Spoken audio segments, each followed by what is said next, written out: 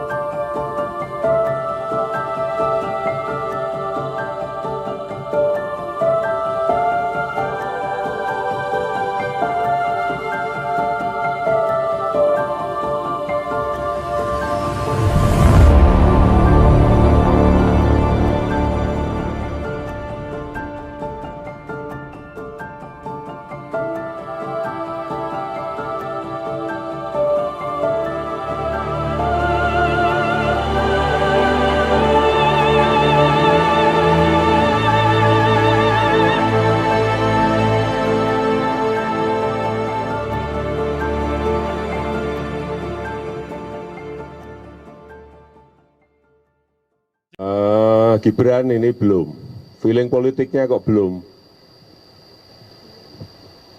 masih seneng 100% di dunia usaha, feeling politiknya belum, kelihatannya belum pengen masuk. Kaisang apalagi masih seneng-senengnya buka sini, buka sini, buka sini. Yang saya lihat malah feeling politik sudah mulai masuk tuh Bobi. Pertama umur, yang kedua baru 2 tahun aja jadi wali kota. Yang logis saja lah. Kami Prabowo Subianto dan Gibran Rakabuming Raka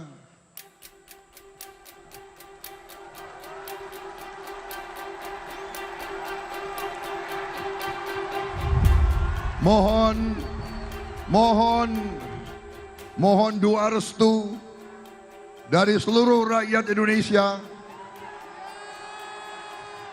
mengucapkan terima kasih kepada pendukung-pendukung dan pengusung-pengusung kami semuanya. Dan saya ingin di sini menyampaikan, tenang saja Pak, saya sudah ada di sini. Ya, orang tua itu hanya tugasnya mendoakan dan merestui. Jangan terlalu mencampuri urusan yang sudah diputuskan. Bapak setuju nggak kalau Gibran maju? Anak-anak kita. Yang paling penting, presiden itu boleh loh kampanye. Presiden itu boleh loh memihak. Ibu negara Iriana Jokowi mengacungkan 2 jari mengindikasikan keberpihakan kepada pasangan calon presiden dan calon wakil presiden nomor urut 2 Prabowo Gibran. Tahu dalamnya partai seperti apa saya tahu. Partai-partai seperti apa saya tahu. Ingin mereka menuju kemana saya juga ngerti. Informasi yang saya terima komplit. Dari intelijen saya ada. BIN. Dari intelijen di Polri ada BIK. Dari intelijen di TNI saya punya BAIS. Dan informasi-informasi di luar itu. Angka, data, survei, semuanya ada. saya pegang semua, dan itu hanya miliknya Presiden.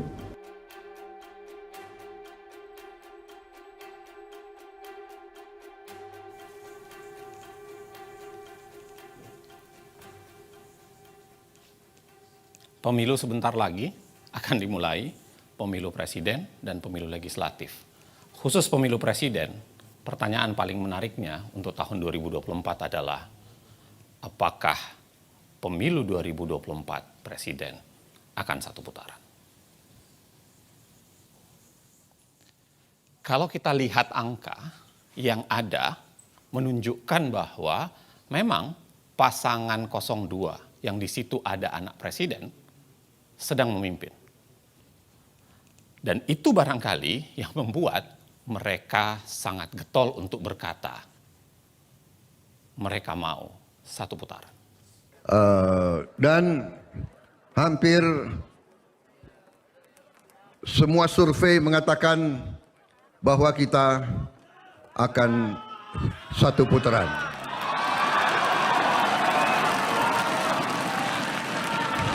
Saudara-saudara, hampir semua survei mengatakan kita sudah satu putaran. Kembali pertanyaannya soal mengapa satu putaran? 2 putaran itu membuat resiko kekalahan bagi orang yang sedang memimpin itu menjadi besar. Sebenarnya, secara ilmu politik dan hukum ketatanegaraan, kita bisa bicara bahwa pertarungan pemilu itu seringkali melahirkan dikotomi antara pro status quo dan pro perubahan. Antara orang yang jualannya adalah melanjutkan yang terdahulu dengan orang yang jualannya adalah ingin melakukan perubahan atau perbaikan secara mendasar. Dikotomi ini bukan khas Indonesia, bisa terjadi di berbagai belahan negara, bahkan dalam tingkat yang lebih lokal, pernah terjadi dalam konteks Pilkada DKI Jakarta. Kalau Anda lihat Pilkada DKI Jakarta, menurut data survei, secara konstan sebenarnya pasangan Ahok dan Jarot yang kita ketahui didukung juga oleh Presiden Jokowi kala itu, senantiasa secara konstan memenangkan posisi paling atas dari semua survei. Kalau kita lihat hasil putaran pertama, memang Ahok dan Jarot itu memenangkan. Memimpin paling atas, diikuti oleh Anies dan Sandiaga, serta kemudian Agus dan Silviana. Tetapi yang terjadi adalah putaran kedua, keadaan tersebut berbalik. Mengapa berbalik? Karena bersatunya kekuatan pengkritik atau bersatunya kekuatan yang melawan orang yang paling teratas itu, Anies dan AHY seakan-akan memiliki angka penjumlahan antara jumlah suara Anies dan AHY pada saat itu. Itu sebabnya kemudian pasangan lagi-lagi yang didukung oleh Presiden Jokowi, yaitu Ahok dan Jarot, harus kalah. Ada lagi yang harus Anda ingat bahwa ada yang namanya gerakan 4 jari. Gerakan 4 jari itu seakan-akan menjadi tawaran. Seakan-akan menjadi simbol bahwa ke depan dalam Pilpres kali ini adalah penggabungan kekuatan 01 dan 03 melalui gerakan 4 jari atau gerakan 04 ini. Pertanyaannya sebenarnya adalah, apakah syarat satu putaran hanya sekedar soal 50% plus 1? Pendapat Dr. Zainal Arifin Mokhtar sangat benar. Apalagi jika kita amati ketentuan Undang-Undang Dasar 1945. Pasal 6A ayat 3 Undang-Undang Dasar 1945 menjelaskan soal syarat satu putaran bagi seorang calon presiden dapat terpilih. Syaratnya adalah mereka harus memperoleh lebih dari 50% suara dan harus memenangkan sebaran wilayah dari 20 provinsi yang asalnya berasal dari setengah jumlah total provinsi di Indonesia. Yang saat ini sudah 38 provinsi, setengah lebihnya adalah 20 provinsi. Dan setiap kemenangan di 20 provinsi itu harus disertai kemenangan lebih dari 20% suara minimum di setiap provinsi.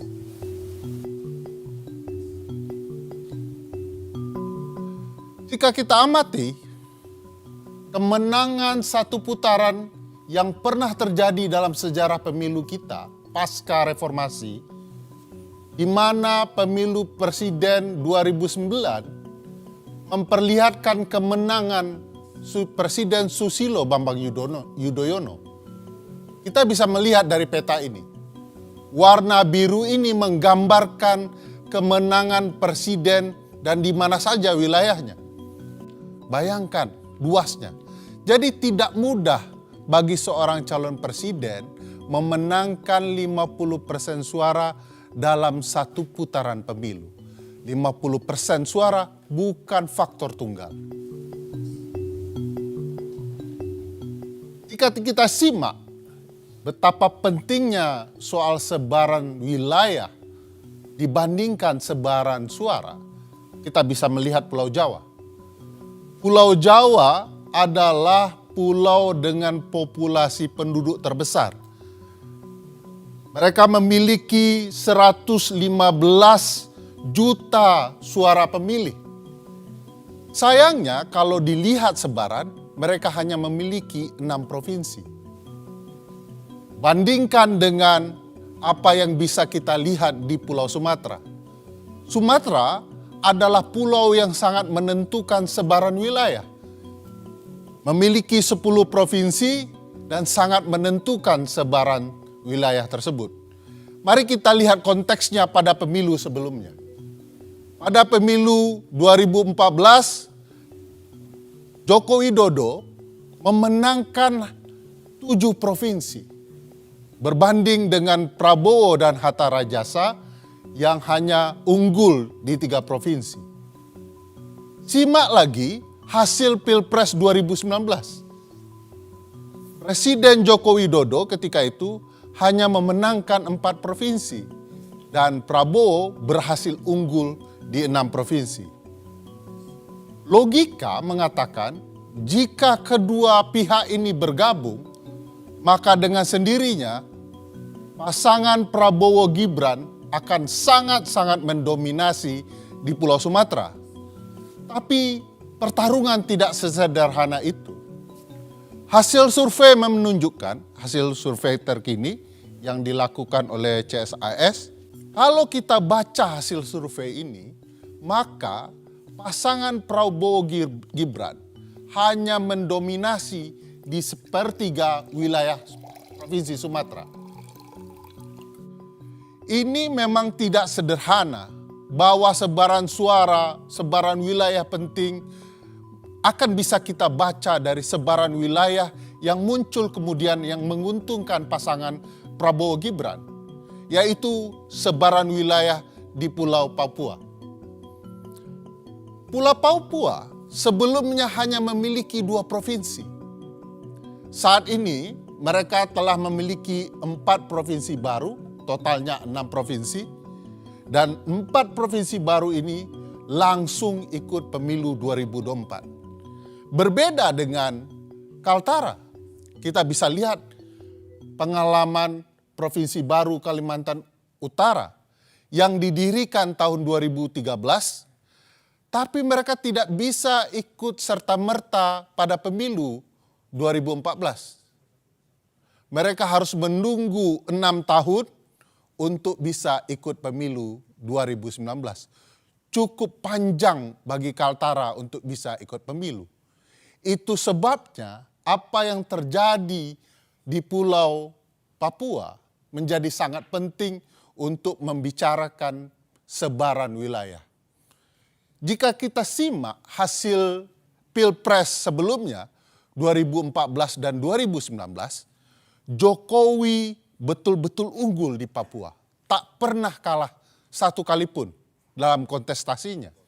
Ketika itu, saat Jokowi menang Pilpres di Papua, Jenderal Tito Karnavian kebetulan menjadi Kapolda Papua. Lalu pada pemilu saat ini kebetulan sekali kalau Jenderal Tito juga merupakan Menteri Dalam Negerinya. Nah, sebaran wilayah tentu saja sangat-sangat menentukan. Saya ingin mengambil contoh kasus pemilu Presiden Amerika di tahun 2016. Semua orang tahu bahwa dalam pemilu itu Hillary Clinton memenangkan suara terbanyak, popular vote. Bisa dilihat di peta, sebarannya tidak terlalu banyak, tidak juga menumpuk. Ini menggambarkan kemenangan Hillary di suara terbanyak. Tetapi Hillary tentu saja tidak menang di jumlah sebaran. Bandingkan dengan kemenangan sebaran wilayah yang didapat oleh Donald Trump.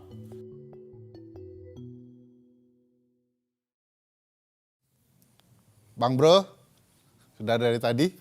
Siap, Alhamdulillah Bang. Sehat Bang.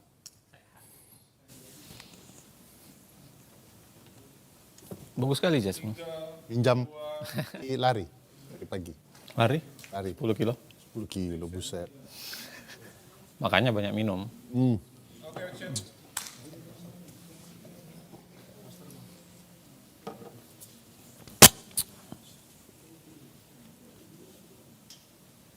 Tadi kita bicara soal betapa pentingnya sebaran wilayah. Sekarang kita mau bicara soal siapa penguasa di wilayah tersebut. Semenjak 2021, Presiden Joko Widodo sudah melakukan penunjukan kepada 20 penjabat gubernur di 20 provinsi. Kita bisa lihat di peta ini, warna orange menunjukkan sebarannya dari ujung Indonesia hingga Papua. Presiden berwenang menunjuk penjabat gubernur sekaligus memberikan pengaruh luar biasa dalam penunjukan penjabat bupati dan wali kota. Kewenangannya di Menteri Dalam Negeri yang kemudian mendapat restu dari Presiden. Gambaran ini menunjukkan sebaran penunjukan pejabat bupati wali kota sekaligus gubernur di seluruh Indonesia. Kita bisa lihat sebaran wilayahnya. Warna merah adalah bupati dan wali kota, dan orange adalah gubernur dari seluruh Indonesia. Hanya saja kalau kita lihat peran dari Pak Tito Karnavian sebagai Mendagri dan restu dari Presiden dalam penunjukan penjabat kepala daerah, pada dasarnya mereka tidak mematuhi putusan Mahkamah Konstitusi. Mahkamah menentukan bahwa proses penunjukan pejabat haruslah dilakukan secara terbuka, transparan.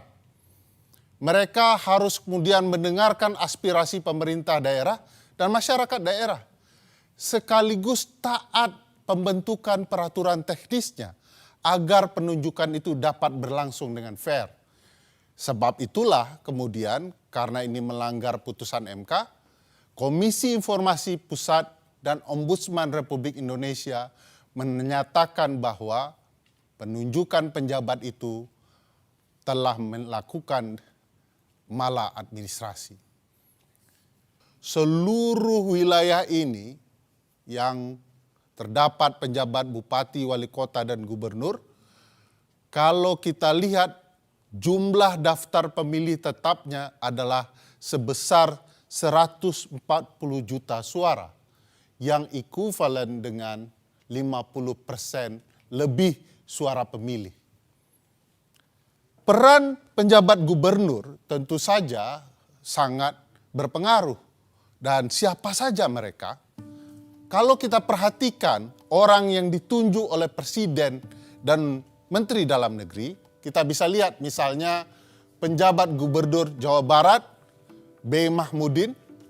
Beliau ini pernah menduduki jabatan sebagai Kepala Biro Kesekretariatan Presiden di 2016.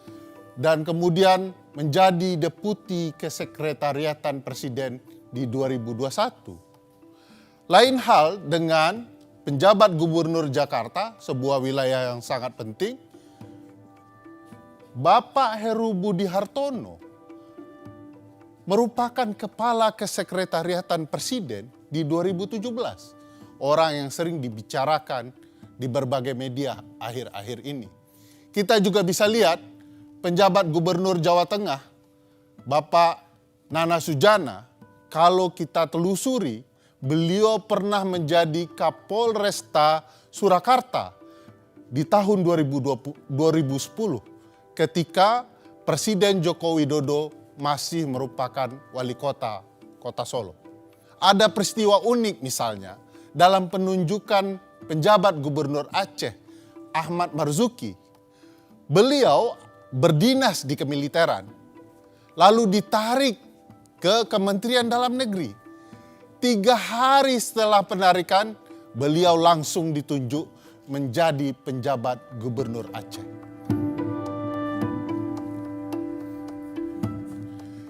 Berbagai hal bisa kita lihat antara relasi penunjukan dan berbagai peristiwa ketidaknetralan penjabat gubernur atau pejabat lain di dalam pemilu. Saya mau ambil contoh kasus PJ Gubernur di Kalimantan Barat. Tapi jangan lupa pilih presiden yang memihak kepada pembangunan IKN. Ya, kalau IKN dibangun, pasti Kalimantan Barat ini maju. Ya, saya sudah menerima perencanaan IKN itu. Kalbar ini nanti maju. Sudah ada ring road yang saya lihat. Kalau presidennya jadi, ring road kita sehingga kita tidak macet. Dan banyak lagi yang dibangun untuk Kalbar, untuk mendukung ibu kota negara Nusantara. Lain dengan penjabat gubernur Kalimantan Barat, apa yang terjadi dengan penjabat gubernur Bali misalnya, kita bisa melihat bahwa penjabat gubernur melakukan perintah tindakan untuk mencabut berbagai spanduk, baliho, dan poster dari partai tertentu, bahkan calon presiden seperti Ganjar Pranowo. Sikap-sikap tidak netral itu juga terjadi di penjabat bupati dan wali kota. Saya ambil contoh apa yang terjadi dengan penjabat bupati Muna Barat. Video ini bisa menjelaskan. Ini jauh-jauh dari Jakarta hadir langsung di pertemuan kita hari ini. Ya, ini namanya Pak Laudio Marbonte. Beliau calon anggota DPD RI. Ya. Ingat masyarakat saya, calon anggota DPD RI. Dan beliau adalah salah satu tokoh pemuda kita, orang Muna yang ada di Jakarta. Dan beliau juga sebagai ketua relawan Ganjar, pro Ganjar. Ingat, pro Ganjar. Hal yang sama mungkin bisa juga menjelaskan betapa tidak netralnya penjabat gubernur dalam berbagai hal. Misalnya contoh yang menarik apa yang terjadi di Sorong, Papua Barat.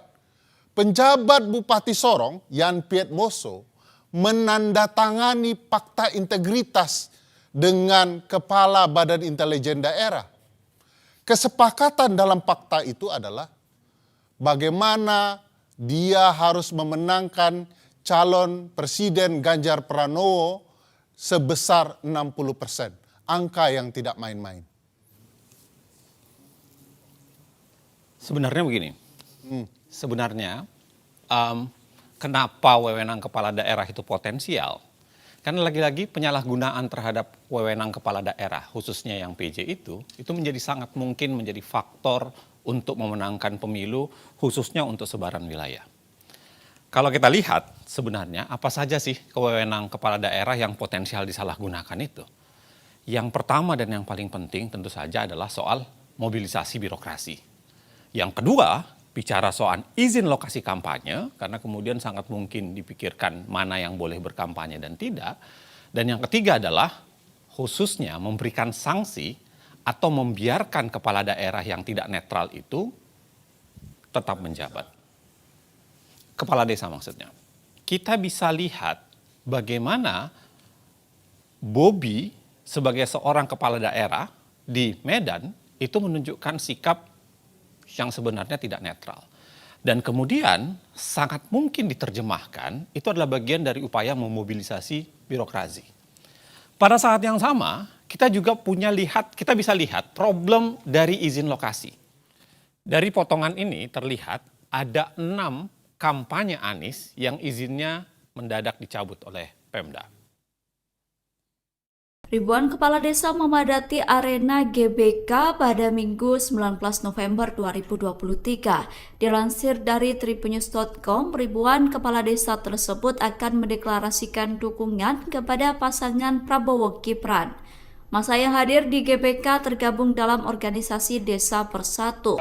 Bapak Prabowo dan Mas Gibran yang sedikit mau merespon. Buat kami tidak terlalu peduli dengan janji-janji calon presiden. Kami lebih peduli pada siapa yang mau peduli dengan desa. Jadi gitu kira-kira teman-teman, saya ucapkan banyak terima kasih. Kita akan lihat nanti apa yang akan disampaikan Mas Gibran. Mudah-mudahan Bapak Prabowo juga hadir, dan saya lihat bapak-bapak petinggi-petinggi kita juga banyak yang hadir nih. Nanti mereka memberikan tanggapan. Saya pikir demikian teman-teman semua.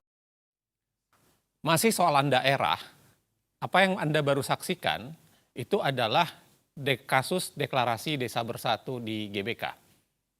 Memang dalam kasus deklarasi Desa Bersatu awalnya ada perdebatan soal apakah itu ditujukan untuk dukungan terhadap paslon tertentu atau tidak. Tetapi pada dasarnya kalau kita lihat mengapa deklarasi Desa Bersatu itu menjadi sangat seksi di mata publik, sebenarnya karena magnitudenya tidak sederhana.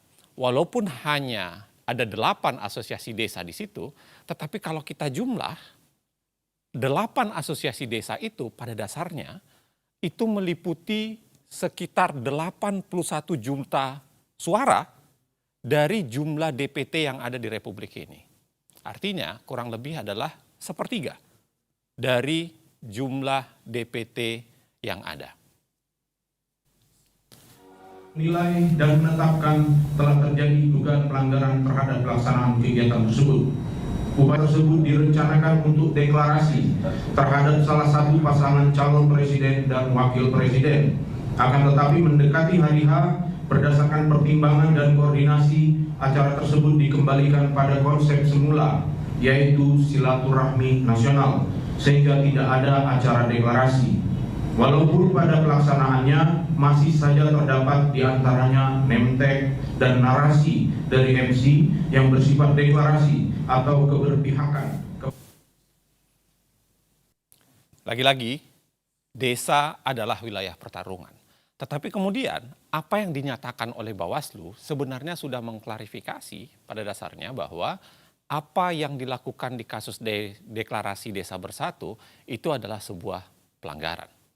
Nah, menjadi menarik, apa sebenarnya wewenang kepala desa yang potensial disalahgunakan terkait dengan pemilu sehingga magnitud 81 juta tadi itu paling tidak dari 8 asosiasi desa itu menjadi penting untuk dikuasai.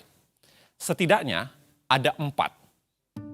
Ada 4 wewenang kepala desa yang sangat potensial disalahgunakan terkait pemilu. Mulai dari 1 data pemilih, karena berkaitan dengan data pemilih. Yang kedua berkaitan dengan penggunaan dana desa. Kita ketahui dana desa jumlahnya menjadi belakangan ini. Yang ketiga berkaitan dengan data penerimaan Bansos, PKH, BLT, khususnya siapa yang berhak menerima Bansos, PKH, BLT, dan lain-lain sebagainya. Dan yang terakhir adalah wewenang terhadap alokasi Bansos dan lain-lain tersebut. Anda mungkin bisa saksikan, Anda mungkin bisa intip dari video di mana terjadi demo besar-besaran kepala desa yang menuntut janji-janji yang sudah diberikan kepada mereka selama ini harus segera diberikan. Bahkan kita lihat video tersebut adalah ikut menghancurkan fasilitas ya, beberapa wilayah di DPR, khususnya pagar DPR kala itu. Abdesi menggelar demo menuntut revisi Undang-Undang Desa Nomor 6 Tahun 2014. Ada 4 tuntutan yang disampaikan, yakni masa jabatan kepala desa, kenaikan anggaran dana desa menjadi 5 miliar rupiah, status perangkat desa dan desa sebagai otoritas. Mengapa kepala desa selalu menjadi subjek dan objek politisasi? Sederhana untuk menjawabnya. Karena selama ini, kepala desa itu cukup banyak dijanjikan hal-hal tertentu. Kita ingat, Jokowi sendiri, Presiden Jokowi, pernah menjanjikan 3 periode untuk masa jabatan para kepala desa ini. Bahkan kalau kita lihat dalam konteks sebelumnya, SBY pun pernah menjanjikan pengangkatan sekretaris desa menjadi ASN secara bertahap dari tahun 2007 sampai menjelang pemilu 2009. Selain itu, kalau kita lihat dari data ini menunjukkan bahwa kasus-kasus penyelewengan dana desa itu sangat mungkin dikonversi menjadi alat tukar dukungan politik. Kalau Anda lihat, bayangkan dari begitu banyak sektor tindak pidana korupsi di sepanjang tahun 2022, terbesar itu adalah APBD desa, anggaran pendapatan dan belanja desa. Dan itu sangat mungkin dikonversi lagi-lagi, sangat mungkin menjadi bagian upaya untuk menekan dan dijadikan upaya untuk dukungan politik dengan imbalan tidak melanjutkan proses bermasalah dari kepala desa tersebut.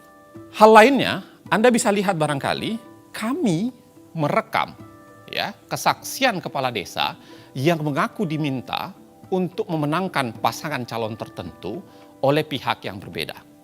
Juga terkait dengan penyaluran bansos dana desa, dan ini sebenarnya menjadi gambaran betapa pemerintahan desa itu sering ditekan.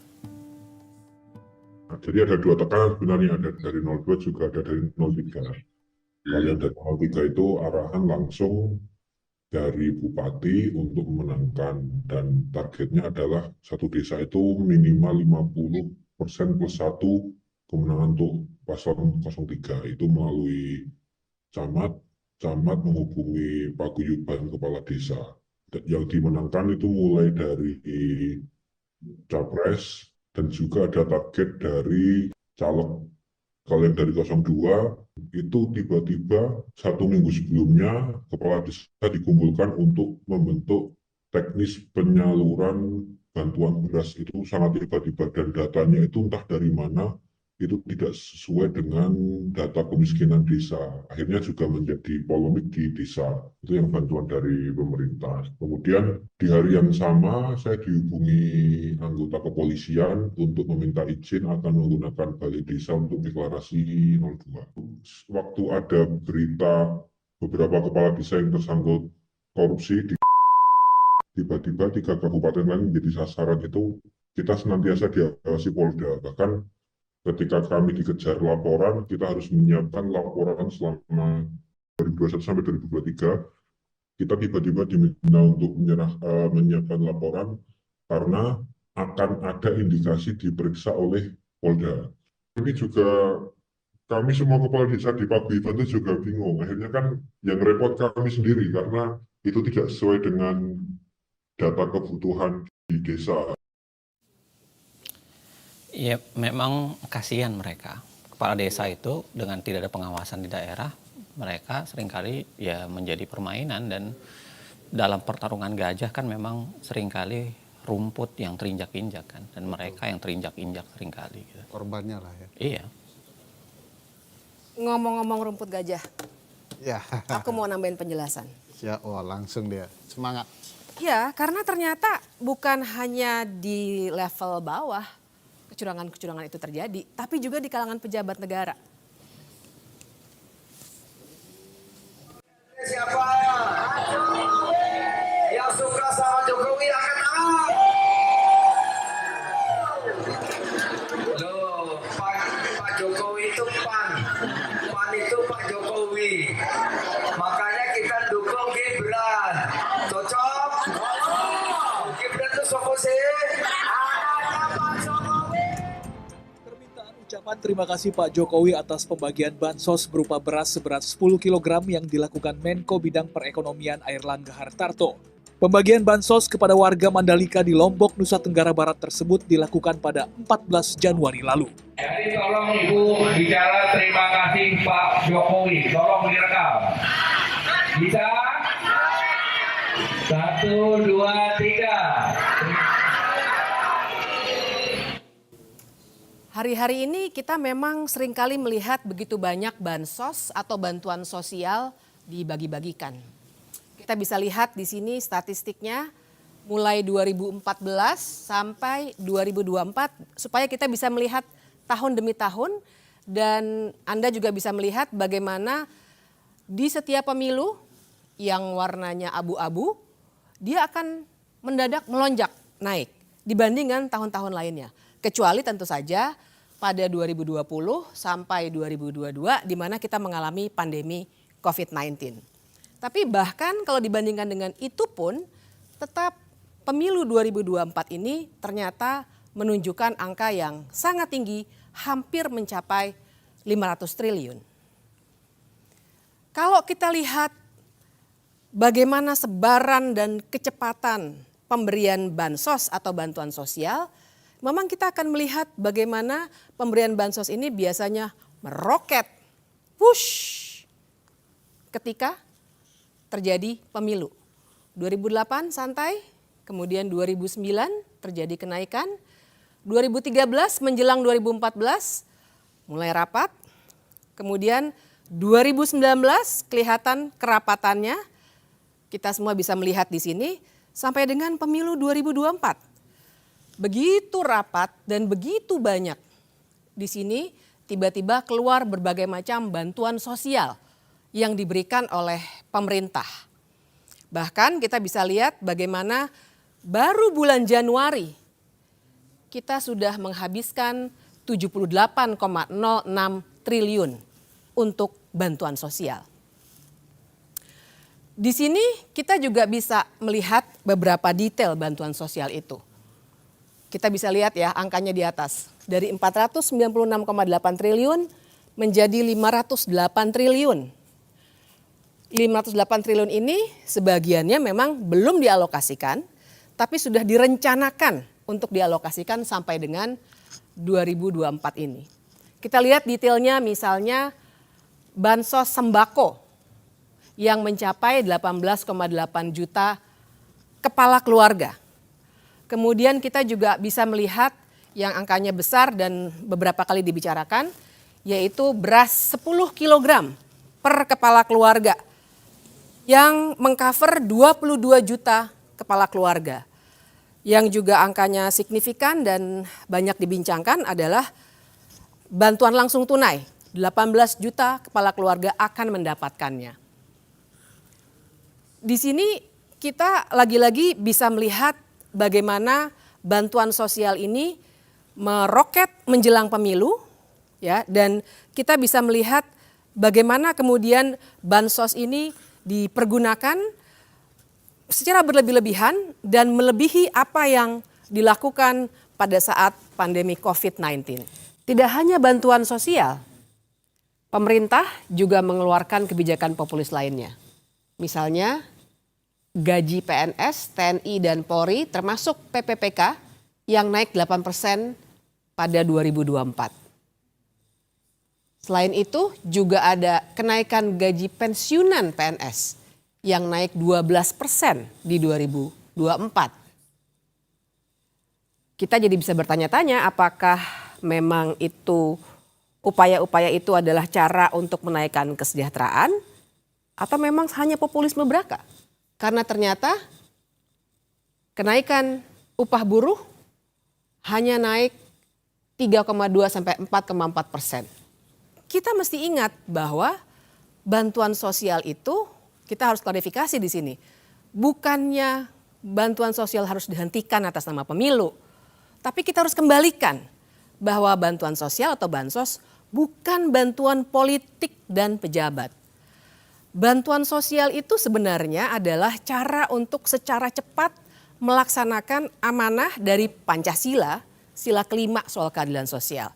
Kita juga membicarakan pasal 34 Undang-Undang Dasar 1945 yang bilang bahwa fakir miskin dan anak-anak terlantar dipelihara oleh negara. Memang idealnya cara mensejahterakan rakyat itu dengan melalui pendidikan, lapangan pekerjaan, dan hal-hal lain yang sifatnya struktural. Tapi baiklah, bansos harus dilakukan untuk mengatasi dengan waktu cepat. Tapi soalnya adalah kalau itu adalah fasilitas negara, kan seharusnya pemberiannya juga dilakukan sesuai dengan struktur kenegaraan kita. Siapa yang berhak ataupun berwenang memberikan bantuan sosial itu?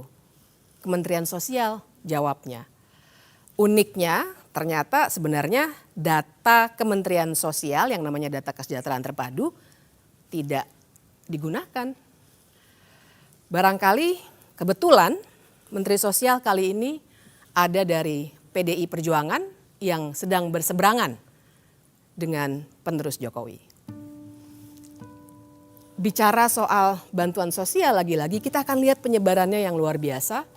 Dalam waktu 2 bulan, ini semua 2 bulan dilaksanakannya, kita bisa melihat di mana saja penyebaran bantuan sosial itu dilakukan. Mulai dari Serang sampai dengan di sebelah sini, terkumpul di sini. Apabila kita bandingkan dengan suara yang didapatkan oleh Presiden Jokowi pada pemilihan presiden 2019, kita akan bisa melihat himpitannya. Jadi di sini kita bisa melihat dengan jelas apa yang sebenarnya terjadi antara bantuan sosial yang harusnya fasilitas pemerintah yang kemudian digunakan dalam konteks elektoral seperti ini. Ada satu pemberitaan yang sangat menarik menurut saya karena menggambarkan apa yang dari tadi kita bicarakan. Kita bisa melihat dalam berita ini adalah soal bansos.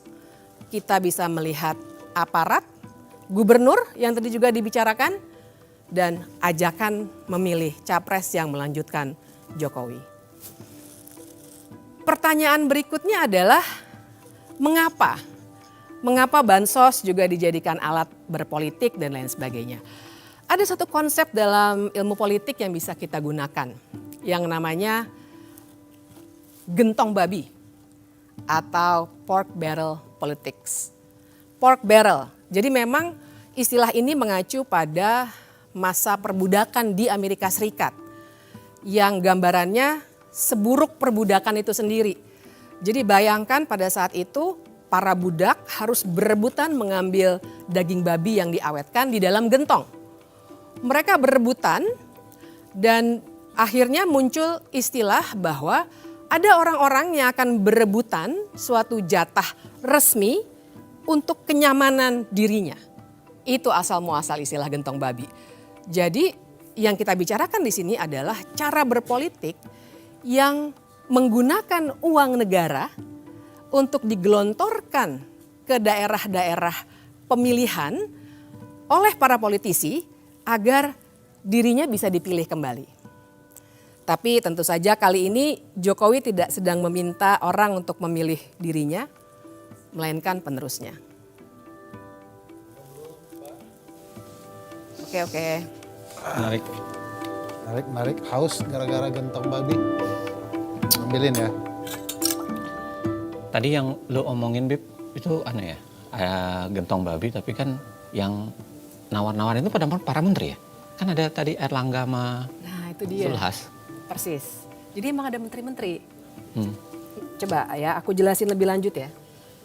Kita mulainya dari gambar menteri-menteri ini. Karena memang kalau kita perhatikan, kenapa misalnya gentong babi itu bisa muncul? Karena sebenarnya kan gentong babi artinya dia resmi tuh. Kenapa dia bisa digunakan secara resmi? Karena dari menteri-menteri ini, termasuk yang tadi videonya sudah kita lihat, ternyata memang ada menteri-menteri yang berkampanye. Kita akan lihat 3 kategori. Kategori pertama adalah tentu saja menteri-menteri yang memang mencalonkan diri sebagai capres ataupun cawapres. Prabowo Subianto, Menteri Pertahanan, kemudian Mahfud MD, Menteri Koordinator Politik Hukum dan HAM. Apakah mereka boleh berkampanye? Tentu saja boleh, karena mereka memang sedang berkompetisi. Tapi syaratnya sebenarnya sangat ketat. Syarat pertama jelas mereka harus cuti. Dan ini yang kita tidak pernah dapatkan informasinya sampai sekarang. Dan syarat yang kedua adalah mereka tidak boleh menggunakan fasilitas negara. Sama sekali tidak boleh. Kita lihat kenyataannya seperti apa. Karena ternyata misalnya ada berita ini, di mana ternyata ada fasilitas negara yang dipergunakan untuk berkampanye. Atau bisa juga kita lihat misalnya bagaimana lagi-lagi fasilitas negara berupa pesawat dari TNI Angkatan Udara dipergunakan untuk berkampanye. Kita lihat di sini beberapa hashtag yang juga memperlihatkan bahwa ini adalah aktivitas kampanye, bukan aktivitas kementerian. Satu lagi, misalnya ini yang juga membuat heboh waktu itu ketika akun X Kementerian Pertahanan resmi memberikan tanda pagar yang sebenarnya tujuannya adalah kampanye. Dan waktu itu sebenarnya beberapa kawan masyarakat sipil melaporkan penggunaan fasilitas negara ini, namun ternyata tidak bisa dilanjutkan. Kategori kedua sudah mulai ditampakkan juga di sini. Kategori kedua adalah para menteri yang masuk dalam tim kampanye.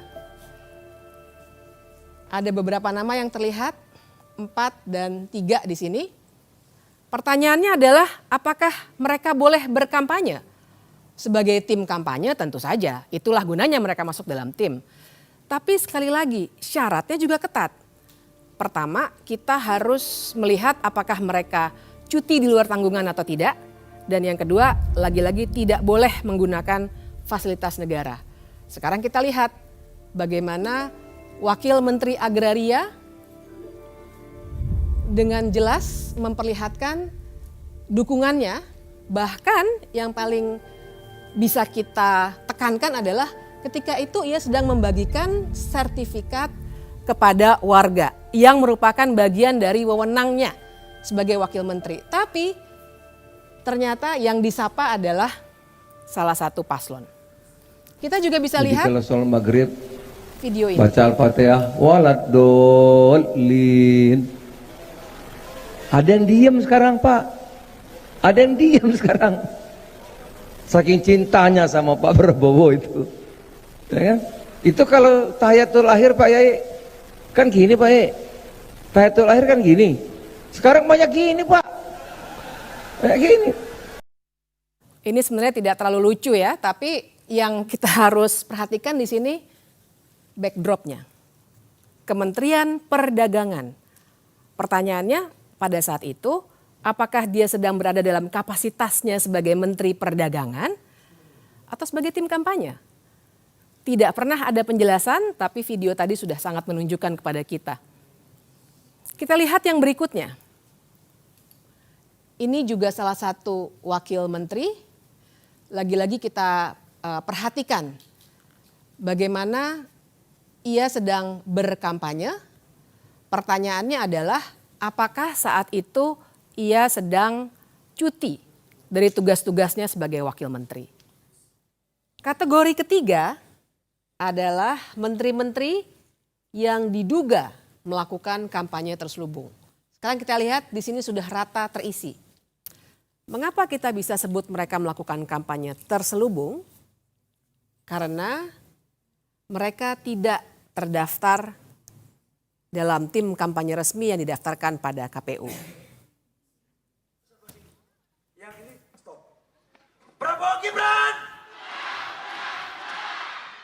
Tengah. Prabowo Gibran. Sebelah sini. Prabowo Gibran.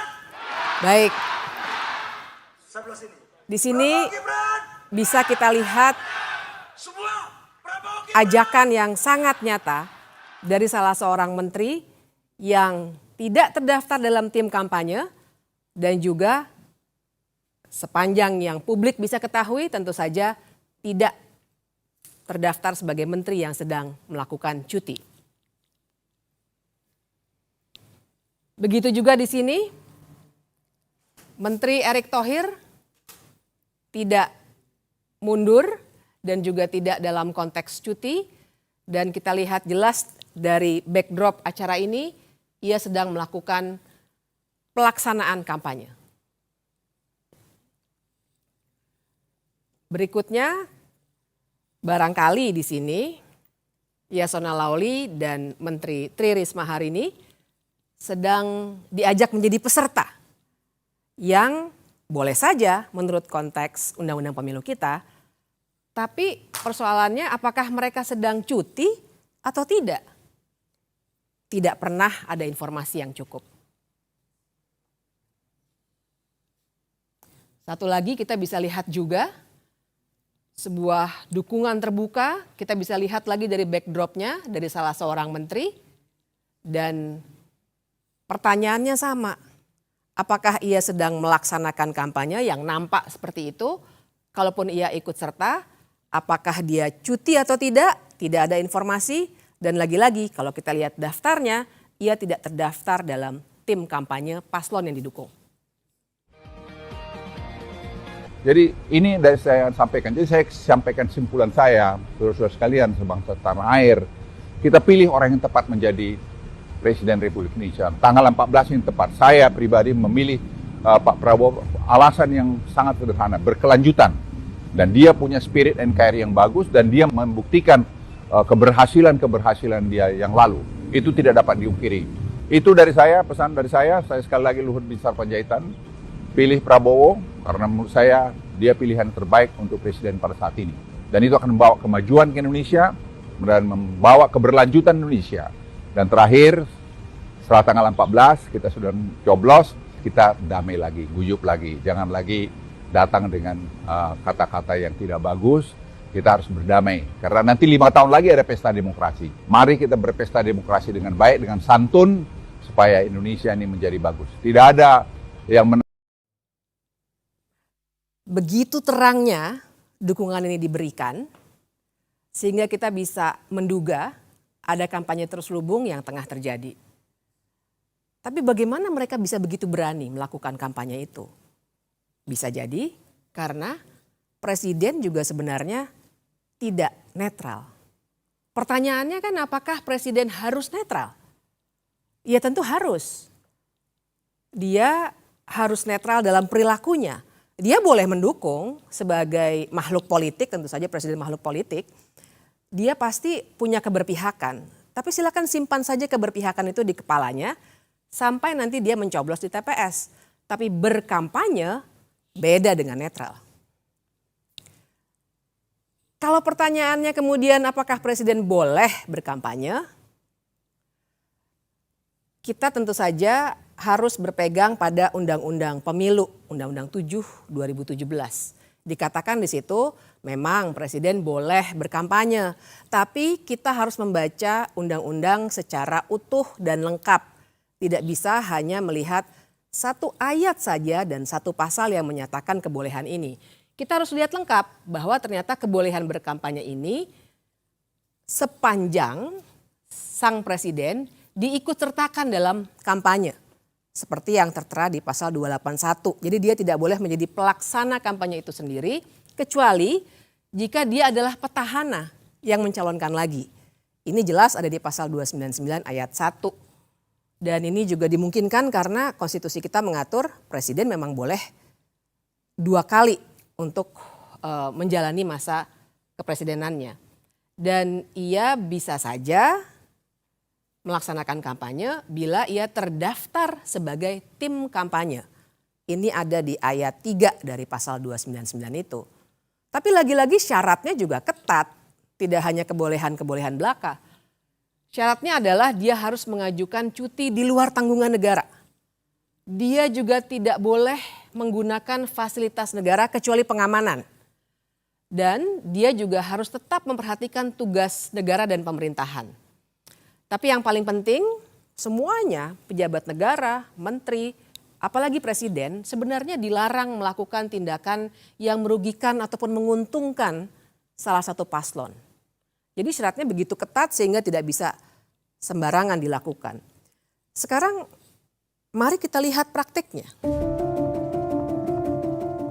Di sini misalnya kita lihat jelas foto wajah presiden yang menjadi latar belakang sebuah poster kampanye. Kita juga bisa melihat yang berikutnya, lagi-lagi foto presiden ada untuk meminta orang-orang berkumpul dan melakukan konsolidasi akbar untuk sebuah partai. Yang berikutnya kita juga bisa lihat berbagai acara di mana presiden secara aktif dan juga dalam posisinya yang tidak cuti melakukan pertemuan-pertemuan dengan menteri-menteri yang duduk dalam koalisi paslon tertentu. Perbandingannya adalah mengapa menteri-menteri lainnya yang tidak tergabung dalam paslon tertentu itu tidak mendapat perlakuan yang sama. Apalagi kita juga punya satu foto yang begitu menghebohkan waktu itu, di mana presiden berdiri di samping menterinya yang menjadi calon presiden dan berada di fasilitas negara, yaitu lapangan udara Angkatan Udara di depan alutsista juga. Ia menyatakan dengan tegas bahwa presiden boleh berkampanye. Masih bicara fasilitas negara, kita juga bisa melihat mobil kepresidenan digunakan untuk mengkancungkan tanda dukungan. Sekarang semua penyalahgunaan wewenang ini, siapa yang sebenarnya bisa menindak? Kita punya Bawaslu.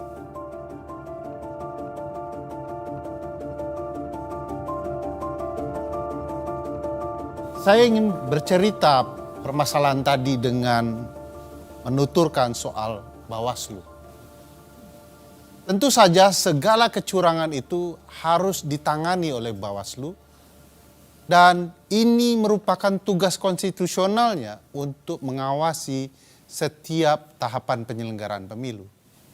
Tetapi faktanya Bawaslu inkompeten. Apa saja kira-kira kasus yang menceritakan betapa gagalnya Bawaslu mengawasi proses penyelenggaraan pemilu? Kita bisa melihat video ini. Ini tadi masukan-masukan, aspirasi dari para pimpinan ketua-ketua organisasi desa.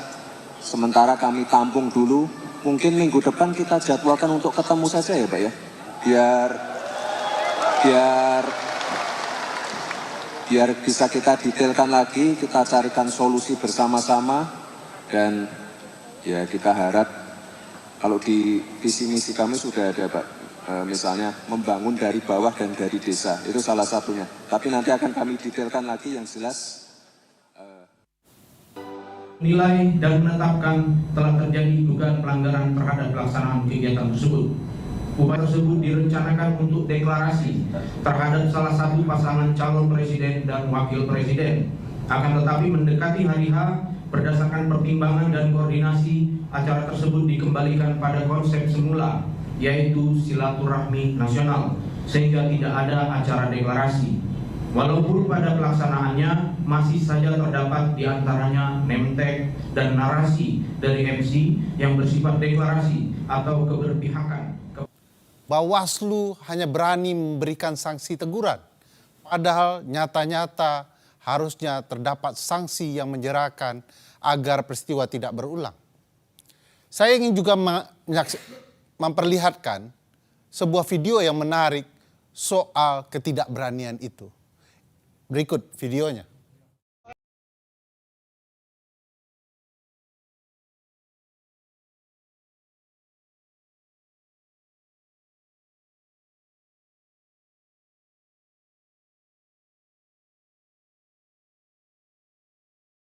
Kasus ini menarik karena Bawaslu RI tidak berani menanganinya, menyerahkan penanganan dan prosesnya di Bawaslu DKI Jakarta.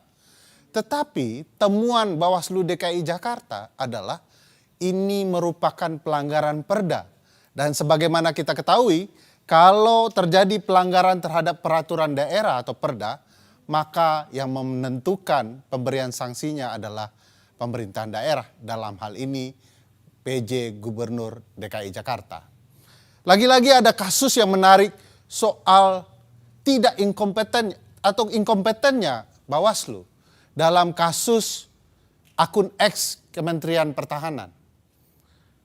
Di akun ini terlihat bahwa jelas-jelas ada upaya kampanye terang-terangan di akun resmi, tanda contreng, tetapi kemudian kita bisa ketahui bahwa kasus ini tidak berlanjut karena menurut Bawaslu kurang materi. Padahal materinya sudah jelas ini pemanfaatan ruang atau kewenangan yang dimiliki oleh lembaga negara.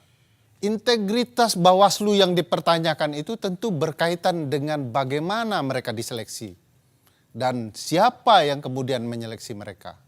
Salah satu yang menjadi figur sentral adalah Ketua Pansel Dr. Juri Ardiantoro.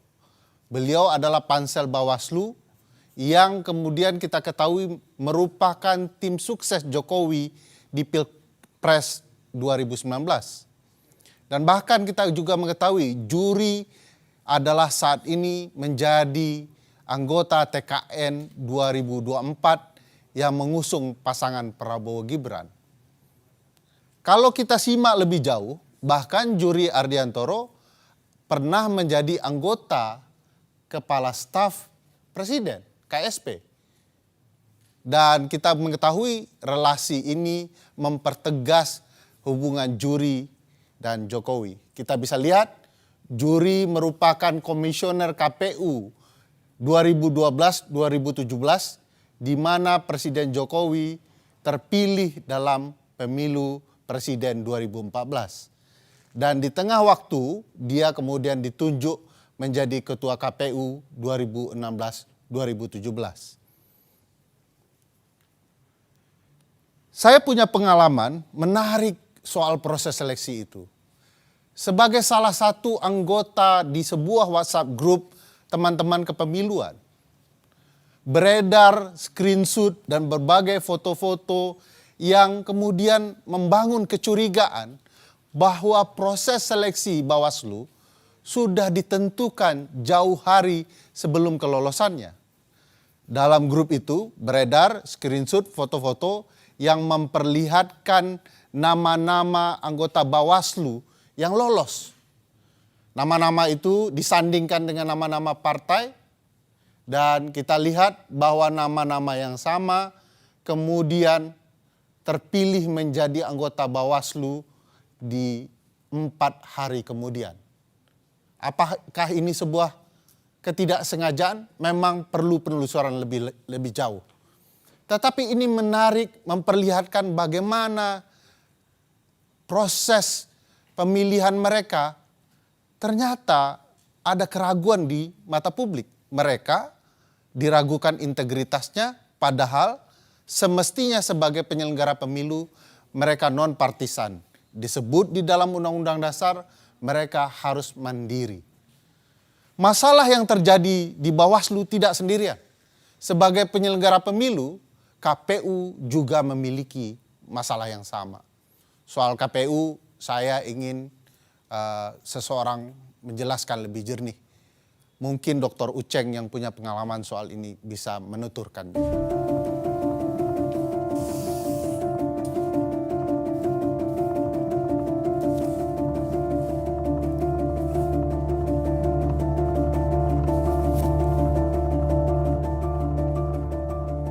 Sekarang kita bicara soal Komisi Pemilihan Umum. Secara konstitusional, Komisi Pemilihan Umum memiliki fungsi yang sangat luar biasa, khususnya untuk menyelenggarakan pemilihan umum di Republik ini.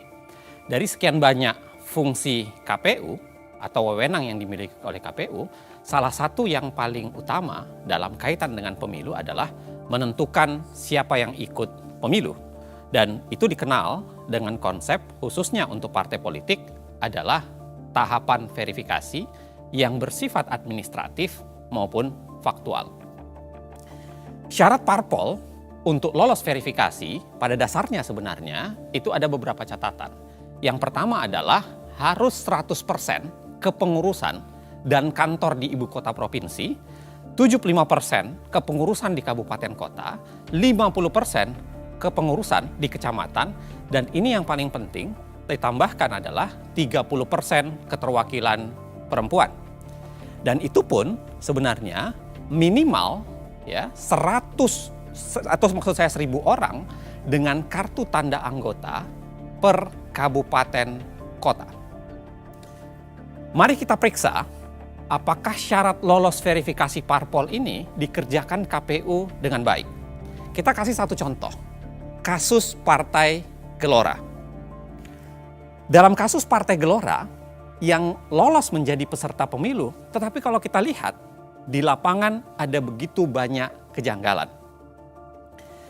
Kita lihat dari dokumen berita acara KPUD Murung Raya di Kalimantan Tengah yang menyatakan ada instruksi KPU agar mengubah status Partai Gelora dari tidak memenuhi syarat menjadi memenuhi syarat. Kalau kita lihat secara keseluruhan ya, Partai Gelora tidak memenuhi syarat, khususnya syarat soal 1.000 orang berkartu anggota di Kabupaten Murung Raya.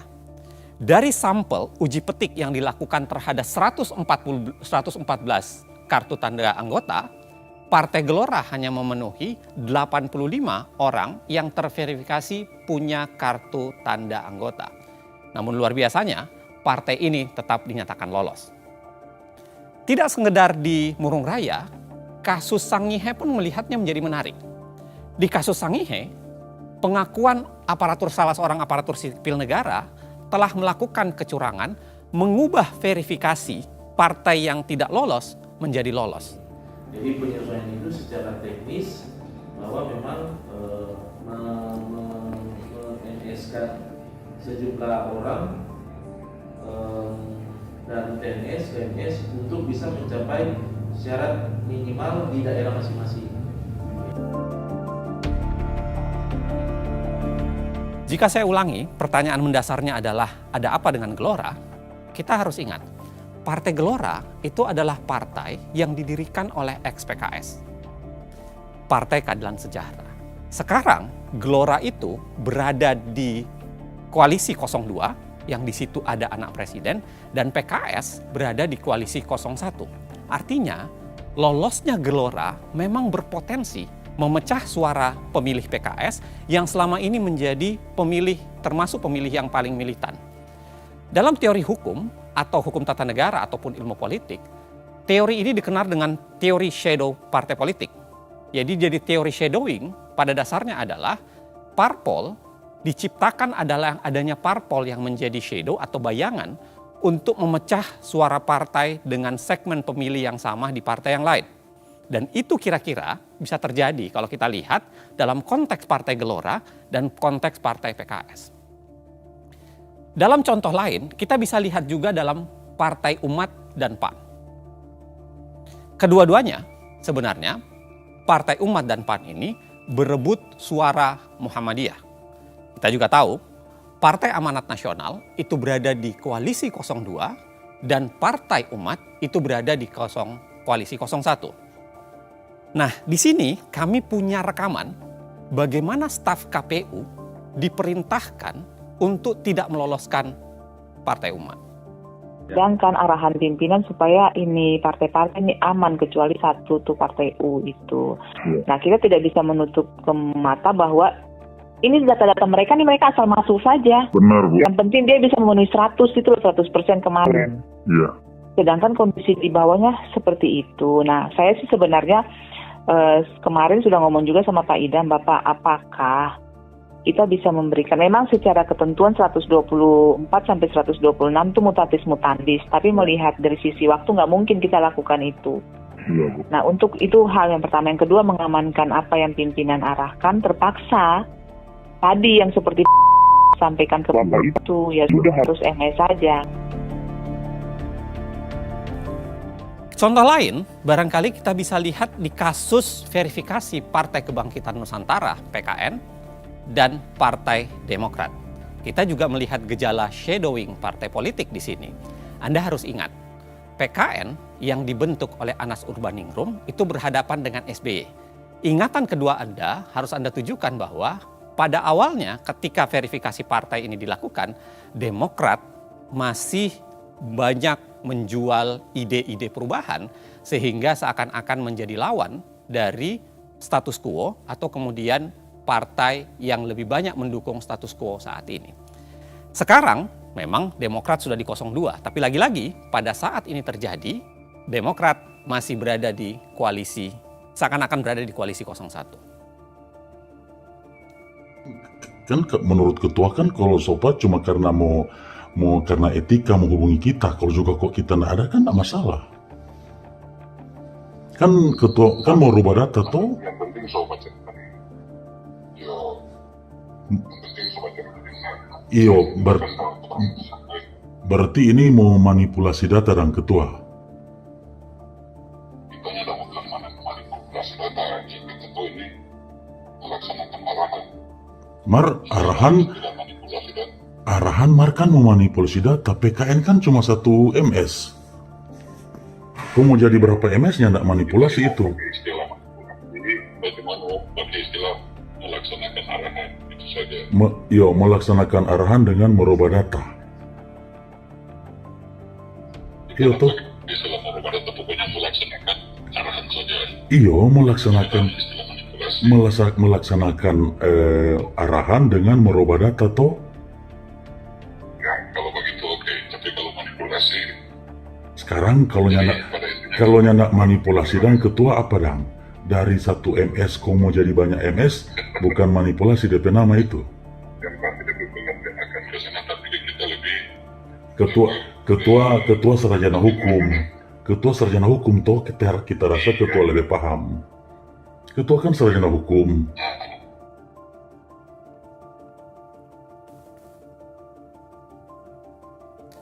Kasus KPU Minahasa Utara yang tadi Anda lihat sebenarnya itu menggambarkan betapa ada problem di sana.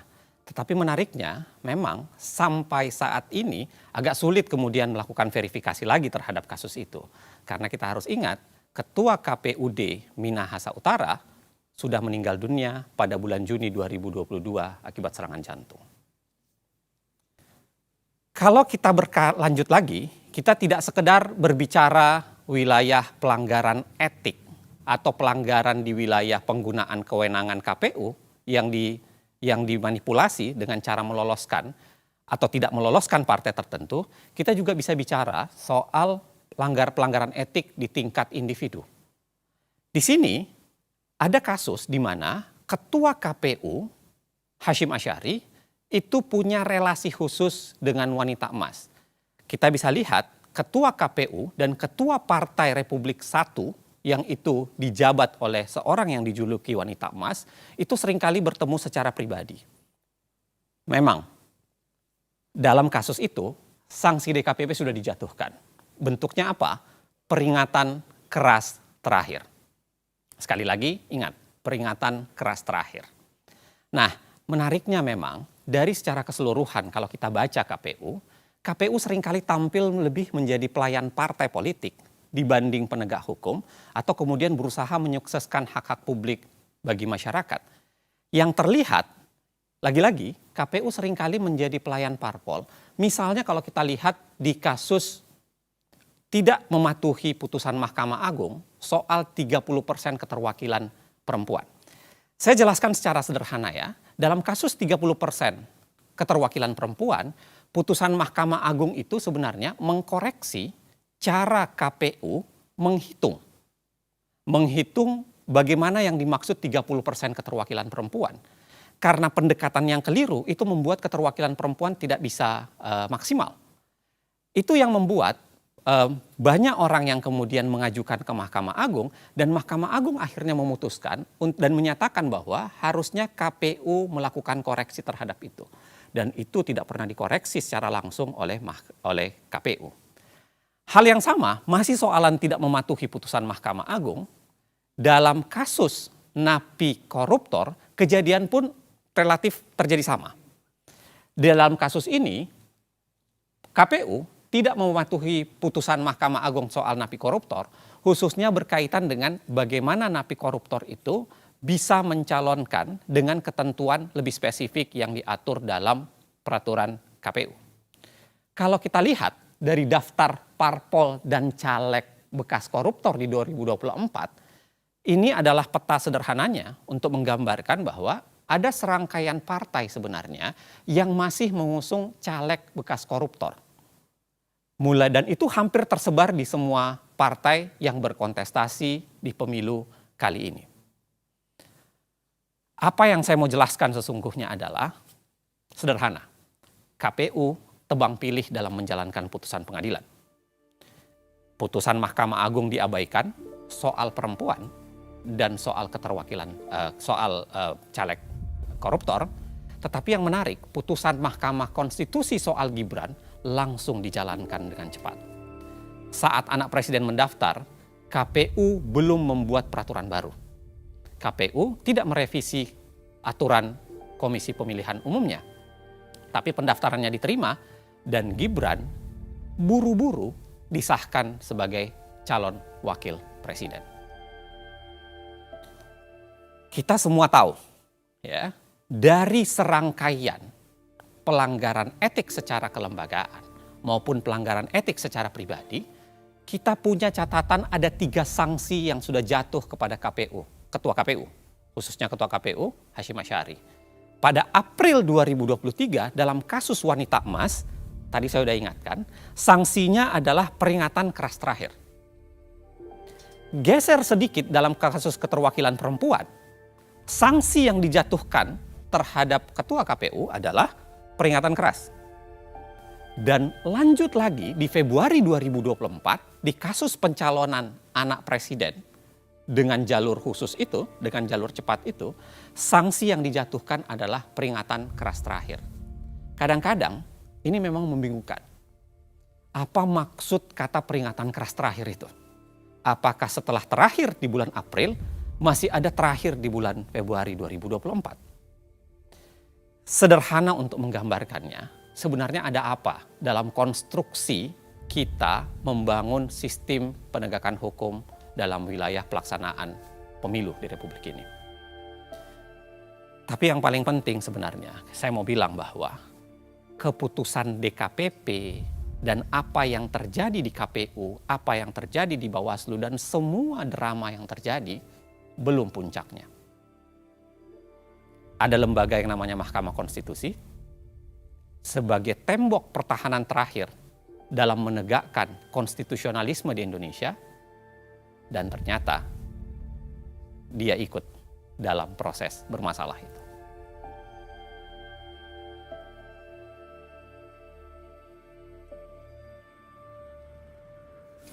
Puncak dari semua cerita tadi ada di sini, Mahkamah Konstitusi.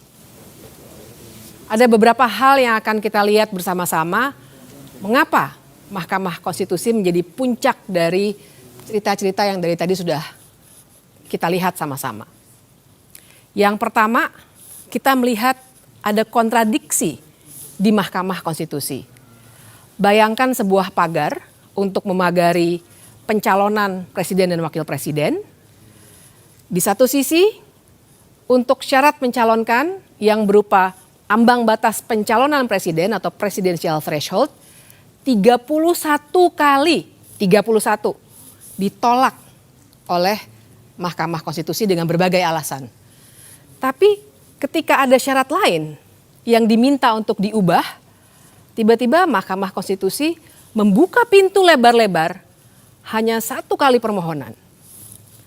Apalagi kita harus ingat, cara untuk mengubah undang-undang melalui Mahkamah Konstitusi sebenarnya adalah cara yang dalam tanda kutip instan. Karena harusnya perubahan undang-undang dilakukan oleh pembentuk undang-undang sesuai pasal 20 Undang-Undang Dasar 1945. Dan kita juga akan melihat adanya konflik kepentingan. Jangan lupa kita juga nanti akan melihat bagaimana pendapat hukum 9 hakim konstitusi yang akan sangat menarik untuk kita gali. Yang kelima, semua permohonan yang diajukan untuk persoalan yang sama ditolak kecuali 1 dan sangat spesifik. Yang keenam, putusan itu juga langsung berlaku. Tidak ditunda sampai pemilu berikutnya ataupun tidak ditunda sampai beberapa tahun tapi langsung berlaku saat itu juga. Yang ketujuh, permohonan ini sebenarnya sempat dicabut, kemudian didaftarkan kembali di hari libur. Lalu kita juga harus bicara soal fakta bahwa ada Majelis Kehormatan Mahkamah Konstitusi atau MKMK yang sudah memutuskan bahwa ada pelanggaran etik berat oleh Ketua Mahkamah Konstitusi yang adalah paman dari Gibran. Namun putusan MKMK itu karena terkait etik memang tidak langsung membatalkan putusan. Putusan 90 tetap berlaku. Perlu ada catatan juga bahwa Ketua Majelis Kehormatan MK itu ternyata punya potensi benturan kepentingan. Perlu saya jelaskan di sini bahwa menantu dari Ketua MKMK sekarang tengah mencalonkan sebagai anggota legislatif dari partai dalam koalisi yang mengusung Gibran. Dan anak dari Ketua MKMK itu juga pengurus di partai tersebut. Kemudian kita nanti akan melihat ada indikasi transaksi di balik konstitusi yang bisa terlihat dari fakta bahwa si pemohon menggugat calon wakil presiden karena wan prestasi di pengadilan perdata. Dan yang terakhir, Ketua MK yang tadi sudah diberikan sanksi etik untuk diberhentikan sebagai Ketua MK, ternyata malah menggugat ke Pengadilan Tata Usaha Negara supaya jabatan Ketua MK dikembalikan kepada dirinya. Tapi memang pada hari itu kami bertiga punya pengalaman yang berbeda-beda.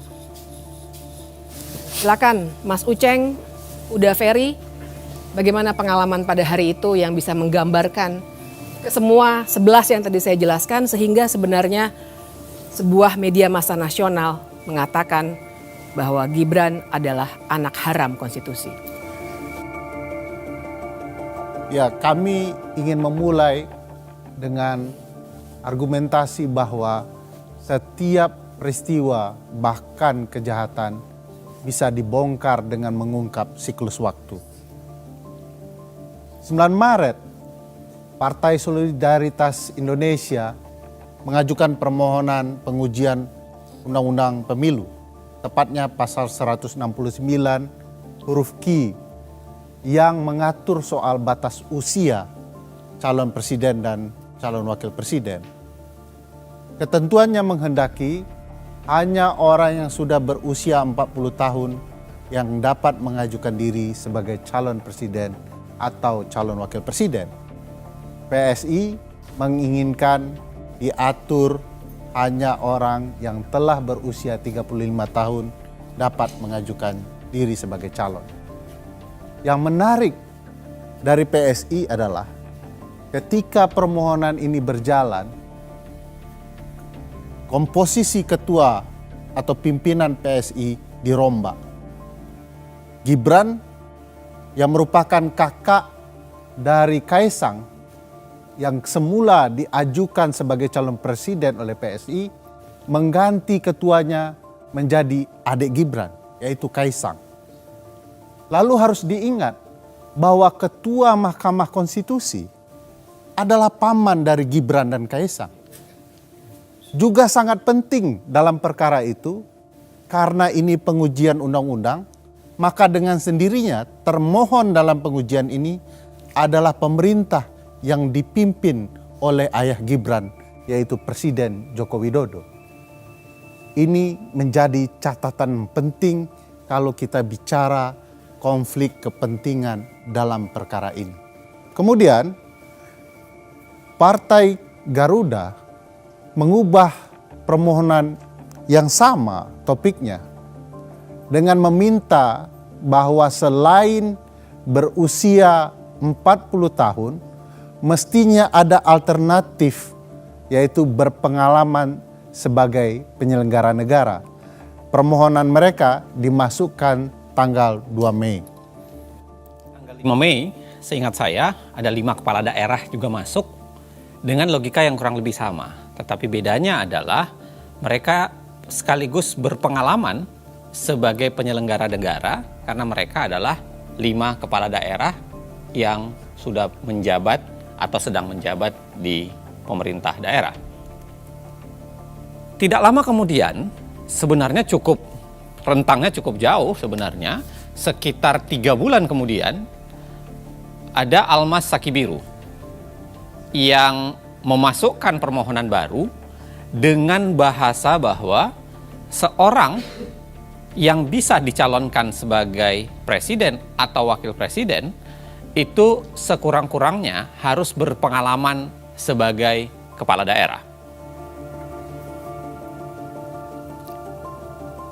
Tanggal 29 Agustus, sidang terakhir permohonan PSI, Partai Garuda, dan 5 kepala daerah dilangsungkan oleh Mahkamah Konstitusi. Dan saya ingat betul pada hari itu saya hadir di ruang sidang sebagai ahli untuk salah satu pihak terkait. Orang sering bilang saksi ahli, tapi yang benar ahli. Saya hadir dalam sidang menyampaikan pandangan saya, dan waktu itu sebagai ahli biasanya ada dialog dengan para hakim dan semua yang ada di situ yang formal. Sebenarnya terbaca bahwa hakim-hakim punya indikasi akan menolak 3 permohonan ini. Karena mereka melihat, dan ini baik secara umum, bahwa masalah syarat kepala daerah itu bukan wewenang Mahkamah Konstitusi, melainkan memang wewenang pembentuk undang-undang. Itu adalah sidang terakhir karena setelah itu biasanya akan ada penyerahan kesimpulan, kemudian rapat permusyawaratan hakim, kemudian putusan dibacakan. Kami masih menunggu-nunggu karena perkara ini tentu saja sangat menarik. Agak luput dari perhatian kami, ternyata pada 5 September ada pemeriksaan pendahuluan untuk permohonan Almas. Dan setelah itu, seperti normalnya prosedur di Mahkamah Konstitusi, ada perbaikan permohonan dari Almas. Kita bisa geser ke tanggal berikutnya pada 12 September. Almas memperbaiki permohonannya, kira-kira begini konstruksinya. Tetap 40 tahun sebagai syarat dalam pasal 169 huruf Q Undang-Undang 7 2017 itu, kemudian ditambahkan atau jadi alternatif atau berpengalaman sebagai kepala daerah baik di tingkat provinsi maupun kabupaten _kota. Berubah artinya ya, dari awalnya hanya kepala daerah, dia kemudian lebih menjelaskan bahwa bukan hanya kepala daerah di tingkat provinsi maupun juga kepala daerah di tingkat kabupaten kota. 19 September, kalau kita ingat, RPH pertama atau rapat permusyawaratan hakim pertama itu dilakukan untuk gelombang pertama permohonan. Gelombang pertama itu adalah PSI, lalu kemudian Partai Garuda, dan 5 kepala daerah. Dalam perkara itu, semua ditertolak. Ya. Dan luar biasanya, Anwar Usman tidak ikut RPH dengan alasan yang kemudian disebutkan bahwa dia menolak konflik kepentingan.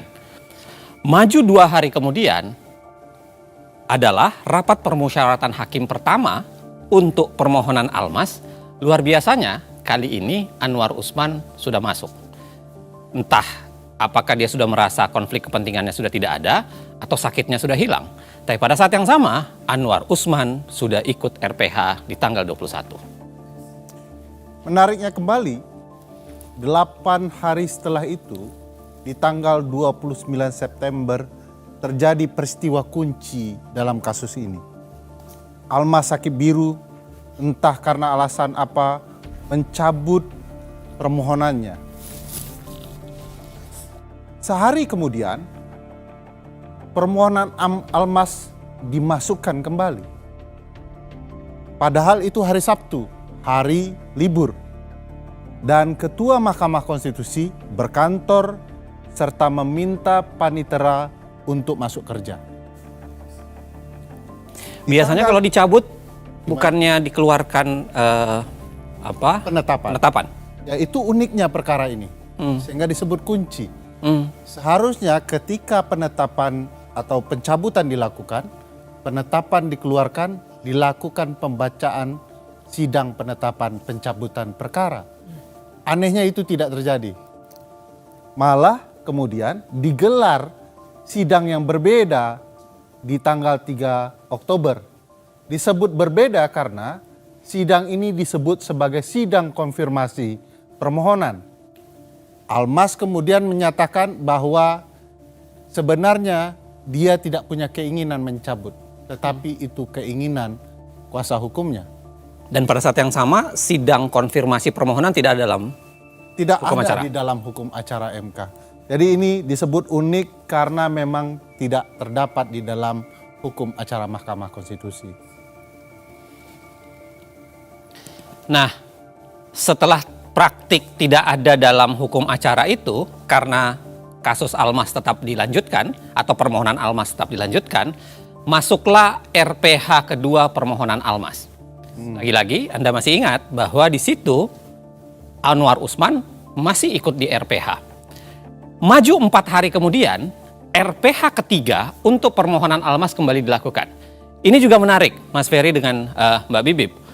Biasanya RPH berulang kali itu adalah tanda bahwa permohonan itu memang jelimet. Atau ada pertarungan perkara yang penting, atau barangkali karena memang pemohon menghadirkan sebuah logika yang canggih dan pembuktian yang luar biasa. Tapi kalau kita lihat Almas, saya tidak cukup yakin dengan itu. Karena kalau kita lihat permohonan Almas, Anda bisa bayangkan alat buktinya ada 3. Satu adalah KTP-nya Almas, yang kedua adalah fotokopi Undang-Undang 7 2017, dan yang ketiga adalah dokumen Undang-Undang Dasar. Jadi tidak ada sebenarnya logika argumentasi yang memadai untuk diperdebatkan secara hukum. Kalau kemudian menjadi menarik kalau kemudian harus ada 3 RPH untuk membahas permohonan Almas. Dan nggak ada sidang ya, Bang Uceng? Sama sekali tidak ada sidang. Jadi nggak ada saksi, nggak ada ahli. Tidak ada sidang. Jadi tidak pernah dibuka sidang. Yang ada adalah hakim sibuk memperdebatkan permohonan Almas saja, tapi tidak pernah membuka itu ke publik, dan itu dilakukan berulang kali. Karena sidang substansi kan sudah selesai ya? Ya. Di tanggal 29 Agustus. Persis. Nah setelah 9 Oktober nih, saya ingat sekali tuh hari itu. Saya yakin kita punya pengalaman yang beda-beda. Pada 16 Oktober 2023 itu. Tapi karena kami memang sangat terlibat dalam perkara ini, walaupun dengan aktivitas yang berbeda-beda, semua pasti pada pasang headset mendengarkan dari gadget masing-masing apa yang terjadi di ruang sidang. Jadi hari itu saya juga mendengarkan dengan tekun. Paginya perkara yang lain dulu. Kemudian pada 11.45 seperti saya duga permohonan PSI selesai dibacakan dan ditolak. Lega betul saya. 12.29 perkara kedua yang dimohonkan oleh Partai Garuda ditolak juga. Tambah lega saya. Kemudian yang ketiga 12.49 perkara ketiga selesai dibacakan juga ditolak. Ya. Kegembiraan Mbak Bibip soal kelegaan itu juga hinggap di diri saya. Karena selesai istirahat, saya makan siang, bahagia, demokrasi Indonesia terselamatkan, saking bahagianya tertidur. Nah, di sini momen krusial yang dikerjain oleh MK itu. Di hari-hari yang sama ini saya ingat saya berangkat dari Jogja pagi karena memang ada acara di Jakarta, ada beberapa acara di Jakarta, dan sebuah koran nasional itu minta saya nulis soal putusan ini. Makanya kenapa kemudian di bandara saya mendengarkan, lalu kemudian begitu nyampe di Jakarta sudah istirahat makan siang, saya tahu putusannya tapi saya mendengarkan kembali melalui siaran ke belakangnya gitu dari siaran YouTube. Dan ya saya persis bayangan saya sebenarnya permohonan ini ditolak. Hanya saja saya agak khawatir sebenarnya. Ini nggak sepenuhnya saya merasa gembira. Karena saya kasih bocoran aja. Jadi beberapa hari sebelumnya ada 2 peristiwa sebenarnya yang membuat saya agak khawatir. Yang pertama adalah karena di sebuah podcast ada seorang politisi yang bercerita dengan lantang bahwa putusan ini akan berubah dengan ya agak mirip dengan permohonannya Almas. Sebut yang saja terakhir. Bambang Pacul. Ya, dalam sebuah podcast. Dan yang kedua, bocoran ini sebenarnya sudah keluar di kalangan wartawan. Jadi beberapa wartawan itu sudah mulai bercerita bahwa permohonan ini akan dikabulkan dengan alasan yang agak mirip Almas. Itu yang membuat saya, walaupun ini semua ditolak, saya tetap merasa was-was bahwa jangan-jangan terjadi arus balik di pasca makan siang. Ya. Gitu. Nah, kebahagiaannya Ferry itu sebenarnya beralasan sih. Karena kan memang kita nih yang biasa mengamati, menganalisis putusan-putusan MK, paham bahwa biasanya kecenderungannya kalau ada satu perkara yang objeknya sama, kecenderungannya akan sama karena satu blok begitu ya. Nah, tapi waktu itu saya ingat betul di jadwal sidang memang tertera hari itu akan diputus banyak putusan, tidak hanya 3. Nah, jadi waktu siang itu Ferry lagi tidur, ada tuh wartawan yang nanya, "Mbak, komentar dong mengenai putusan yang sudah keluar nih, bagus-bagus ya Mbak ya?" Nah, saya tahu ada beberapa guru besar yang sudah berkomentar membahagiakan, tapi saya bilang sama wartawan itu, nanti deh, saya merasa ada sesuatu yang akan berbeda setelah makan siang. Saya hanya mau diwawancara setelah semua putusan hari ini dibacakan. Ferry masih tidur ya? Terjadilah, masih tidur. Karena logikanya kan memang putusan yang sama materinya. Kalau ini sudah ditolak, runtutannya kalau tidak ditolak ya anggap tidak dapat diterima. Basis penolakannya apa nih? Seingat saya kan basis penolakannya adalah beda-beda ya. Ya, tapi pada dasarnya mereka mengatakan bahwa ini adalah open legal policy. Ya kan, satu tuh. Terhadap permohonan Garuda dan 5 kepala daerah ditolaknya, salah satu alasannya mengatakan karena penyelenggara negara itu terlalu luas. Ya kan, tidak ada sambungannya untuk kemudian mengatakan semua penyelenggara negara bisa diterima untuk menjadi presiden. Penyelenggara negara appointed officials juga termasuk yang ditunjuk, bukan betul. hanya yang dipilih kan. Bukan hanya dipilih. Nah, ada juga seingat saya Pak Suhartoyo konsisten untuk kemudian menolak semua jenis dengan alasan bahwa ini harusnya NO. Need on Pantelic Verklar, tidak dapat diterima karena seharusnya bukan perkara di Mahkamah Konstitusi atau seharusnya ini bagian dari open legal policy. Nah, ada satu yang menarik karena ada nama Guntur Hamzah. Karena di 3 permohonan ini Guntur Hamzah itu secara konsisten menerima semua permohonan. Jadi dia mengabulkan permohonan PSI, mengabulkan permohonan Garuda, bahkan mengabulkan juga permohonan 5 kepala daerah. Nah, jadi istirahat makan, siang-siang itu kami semua di tempat masing-masing juga makan. Setelah selesai, saya di suatu acara nih. Masih mendengarkan terus walaupun sebenarnya acara diskusi. Tapi saya ingat betul teman-teman yang dalam satu acara bilang ke saya, "Mbak Bibip kok mukanya berubah?" Karena ternyata jam 15.27 putusan Almas selesai dibacakan dan dikabulkan. Ternyata sekarang orang yang jabatannya masih menjadi wali kota walaupun hanya 2 tahun bisa menjadi calon wakil presiden.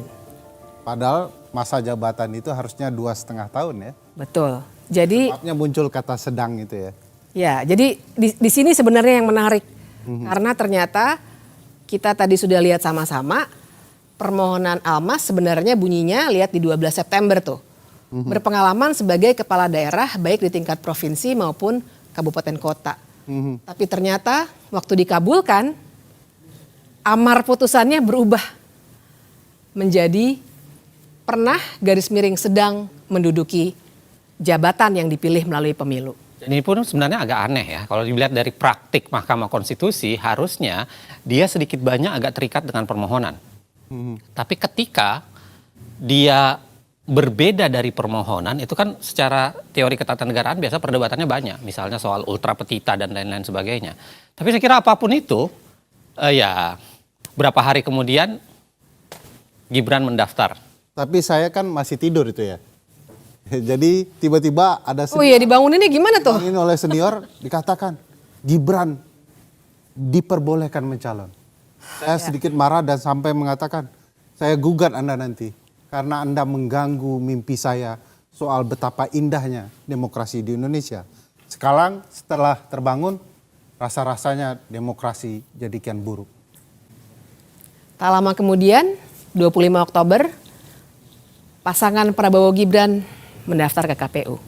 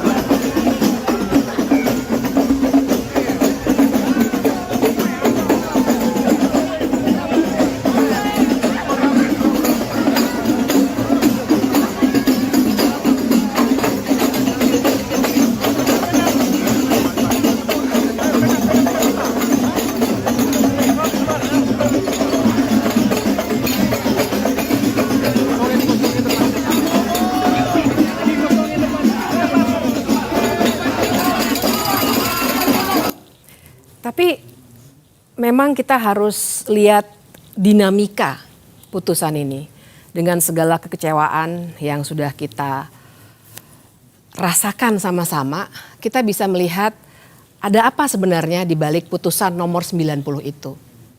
Kalau digambarkan secara luas kira-kira kan seperti ini. Ada 9 orang hakim Mahkamah Konstitusi. Kita lihat dulu dari yang mengabulkan. Ada 3 orang yang mengabulkan di sini. Anwar Usman, Ketua Mahkamah Konstitusi yang juga paman Gibran. Guntur Hamzah, yang tadi sudah diceritakan konsistensinya. Kemudian yang ketiga ada Manahan Sitompul. Kemudian di ujungnya, karena dia sangat bertolak belakang, ada 4 orang yang menolak atau sering kita kenal dengan memberikan dissenting opinion atau pendapat berbeda. Ada Saldi Isra, ada Arief Hidayat, ada Wahidudin Adams, dan ada Soehartoyo. Dan mengabulkan di sini sebenarnya maknanya adalah jadinya Gibran yang masih menduduki jabatan sebagai wali kota menjadi berhak untuk dicalonkan sebagai calon wakil presiden. Sedangkan yang menyatakan pendapat berbeda pada intinya bilang ini seharusnya ditolak karena memang bukan kewenangan dari Mahkamah Konstitusi seperti yang tadi sudah kita diskusikan. Tapi jangan lupa, Kim MK, berarti 4 dissenting ini adalah konsisten dengan posisi di permohonan PSI, Garuda dan 5 kepala daerah.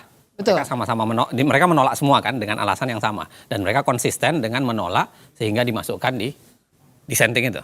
Iya, mereka sebenarnya konsisten, tapi tersisa 2 nih, dan ini yang menarik. Karena yang 2 ada di tengah-tengah, yaitu Eni Nurbaningsih dan Daniel Yusmik. Mereka menyampaikan pendapat yang sering kita namakan concurring opinion. Secara teoretik itu artinya pendapatnya mereka memberikan alasan yang berbeda, walaupun kesimpulannya sama dengan mayoritas putusan. Nah, jadi dengan gambaran ini perlu saya jelaskan sedikit ngomong-ngomong bahwa perbedaannya ada di mana. Yang mengabulkan bilang bahwa semua jabatan yang dipilih melalui pemilu, termasuk di situ gubernur, wali kota, bupati, bisa mencalonkan diri sebagai calon wakil presiden. Sementara Eni Nurbaningsih dan Daniel Yusmik sebenarnya bilang nggak bisa, hanya sampai batas gubernur yang bisa mencalonkan diri sebagai calon wakil presiden dan calon presiden. Nah, dengan gambaran seperti itu kan harusnya pendapat yang sifatnya concurring itu lebih dekat kepada pendapat yang menolak.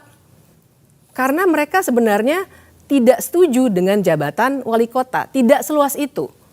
Tapi ternyata yang diputuskan, mereka yang berpendapat berbeda dikelompokkan ke dalam kelompok yang mengabulkan. Nah, di sini sebenarnya ada beberapa pertimbangan yang menarik dan saya perlu garis bawahi bahwa mereka berhenti di level gubernur. Sementara putusan mengabulkan untuk semua jabatan yang dipilih melalui pemilu. Izin, Saya mau jelaskan ya, saya mau coba menggambarkan betapa pergeseran-pergeseran para hakim ini. Saya boleh ya, saya pakai gambaran secara sederhana ya, untuk menggambarkan bahwa ini menarik melihat pergeseran hakim per hakim ya dalam putusan ini. Nah, jadi gini ya, tadi kan digambarkan oleh Bibip bahwa sebenarnya ada dua keterbelahan. Ya, ada keterbelahan atau beginilah kita gambarkan bahwa terjadi perbedaan antara kita sebut aja gelombang pra makan siang sama pasca makan siang. Ya. Jadi pra makan siang adalah putusan-putusan perkara selain 3 putusan perkara para partai itu, dan pasca makan siang adalah kita spesifikkan saja ke putusan Almas. Nah, kalau kita lihat pas pra makan siang, ya sebenarnya komposisi hakim itu menarik untuk kita lihat. Kita buat satu gambaran bahwa ini adalah hakim-hakim yang langsung menolak permohonan. Ya, jadi ada 7 hakim di dalamnya.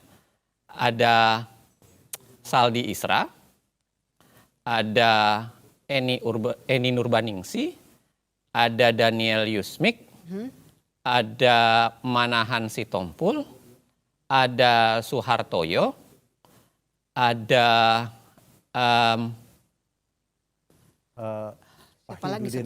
Wahidudin Adams, betul, dan Arif Hidayat, ya kan? Ada 7 di kelompok ini. 1 orang konsisten mengabulkan. Ini yang kita, atau saya ganti warnanya deh. Saya ganti warnanya ya, supaya jauh lebih mudah kita lihat.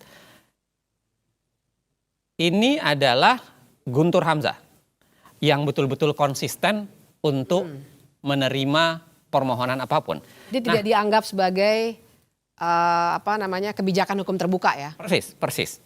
Nah, ada 1 orang lagi di sini yang Anwar Usman, yang sama sekali tidak ikut di permohonan itu dengan alasan yang tadi sudah saya jelaskan. Konflik kepentingan atau kemudian di keterangan yang lain dikatakan sakit. Ya. Okay?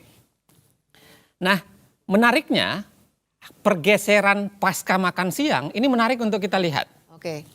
Pasca makan siang, ya, putusan pasca makan siang, khususnya Almas, kita bicara khususnya Almas, itu terjadi pergeseran karena yang menerima permohonan, ya, yang menerima permohonan kita pakai penerima itu adalah biru saja, ya kan? Yang menerima permohonan itu berubah menjadi 3. Ada 3 orang di situ. Ya. Ada Guntur Hamzah, ada Anwar Usman, dan ada Manahan Sitompul. Oke? Yes. Sedangkan yang konsisten dengan sikap pra makan siang itu tersisa cuma 4. Tersisa 4 itu adalah ada Saldi Isra, ada Arif Hidayat, ada Suhartoyo, dan ada Wahidudin Adams. Ya. Oke. Nah, tadi Bibip sudah menjelaskan bahwa ada varian baru yang berbeda, yaitu tiba-tiba hadir yang namanya concurring. Di sini ada 2, yaitu Eni Nurbaningsi dan Daniel Yusmik. Nah, dari sini ini menarik untuk kita diskusikan. Ya. Mengapa ada banyak pertanyaan? Pertanyaan pertama adalah mengapa Manahan Sitompul ini tiba-tiba bergabung di tempat sini? Ya. Ini yang banyak dibahasakan termasuk dalam putusan MK-MK. Jangan-jangan ini adalah hasil dari proses lobby-lobby. Karena kan putusan MK-MK menyatakan ada hakim lain yang masuk ke ruangan hakim lain untuk kemudian saling berbicara. Ya. Itu keanehan pertama. Keanehan kedua adalah Anwar Usman yang tiba-tiba ikut gabung berbeda dengan kasus dengan yang lain. Ya. Kalau ini kita sebut keanehan pertama, ini keanehan kedua. Oke? Keanehan ketiga adalah misteri pergeseran dua orang yang awalnya di sini adalah menolak dengan alasan yang dikembangkan. Ya, tadi Bibi sudah menjelaskan bahwa dia menjadi concurring. Padahal concurringnya itu kalau kita baca, ini termasuk menjelaskan cukup detail. Dia mengatakan, kenapa hanya gubernur yang boleh diterima dan berbeda dengan isi putusan? Karena gubernur itu adalah wakil pemerintahan pusat di daerah. Sehingga gubernur itu seakan-akan adalah ada bau-bau pusatnya. Menjadi gubernur itu dekat dengan pemerintahan pusat dalam tanda kutip. Itu dibuat dalam putusannya concurringnya ini. Nah, menariknya adalah saya tidak tahu mengapa ya, dan mungkin barangkali kita bisa diskusikan kemudian atau kita bisa simpulkan atau kita tarik bagaimana cara berpikirnya. Mengapa Eni Nurbaningsi dan Daniel Yusmik memilih untuk concurring dan pada saat yang sama dia memilih untuk digabungkan di dalam putusan yang mayoritas 5 ini. Tadi Bibi sudah menjelaskan. Harusnya kalau komposisinya adalah dia bergabung dengan yang seperti ini, karena memang ini lebih pengelompokannya lebih dekat, harusnya putusannya menjadi 6-3. 6-3 ya. Ada juga pertanyaan Bang, kalau boleh bertanya. Almas mengajukan permohonan dengan mengatakan bagi yang pernah menjadi kepala daerah. Kata pernah, dia harus menyelesaikan masa jabatannya. Ya. Persis. Lalu tiba-tiba di putusan ada tambahan kata. Pernah atau sedang. Persis. Nah siapa yang melakukan perubahan itu? Kita nggak tahu ya, tapi kalau kita lihat gejalanya, ini kan ada 3 nama nih yang sebenarnya konsisten di sini. Dia, ya kan, yang kemudian bicara di sini. Yang paling konsisten itu adalah Guntur Hamzah. Guntur Hamzah. Karena Guntur Hamzah itu kan dari awal. Ya kan? Guntur Hamzah itu dari awal di semua kasus dia menerima. Guntur Hamzah ini hakim yang masuk dadakan ke Mahkamah Konstitusi karena harus diingat bahwa Guntur Hamzah ini adalah hakim yang menggantikan Hakim Aswanto secara pelanggaran konstitusi juga. Ya. Kita harus tetap ingat. disahkan. Tapi tetap disahkan. Ya. Dan jangan lupa Guntur Hamzah ini pernah juga melakukan perubahan pada putusan sehingga dijatuhkan sanksi etik. Ya. Dan dia dulu adalah Sekretaris Jenderal Mahkamah Konstitusi. Persis. Nah, hal yang menarik lainnya adalah kalau kita baca dari dissenting opinion Saldi Isra, Arif Hidayat, Suhartoyo, dan Wahidudin Adams, kebanyakan isinya itu, walaupun ada juga bagian menganalisis perbedaan mereka dengan putusan mayoritas, tapi kebanyakan itu adalah seakan-akan dalam tanda kutip sumpah serapah. Ada kemarahan Saldi Isra yang dituliskan di situ, ada kemarahan Arif Hidayat dituliskan di situ, ada kegundahan Wahidudin Adams yang dituliskan di situ. Betul. Nah barangkali lagi-lagi itu barangkali yang bisa menjelaskan kenapa putusan ini baunya anyir. Dan saya kira itu yang saya tuliskan di sebuah media nasional, kemudian saya katakan bahwa ya putusan begini ini memperlihatkan betapa palu hakim sebenarnya patah berkeping-keping di hadapan putusan Almas.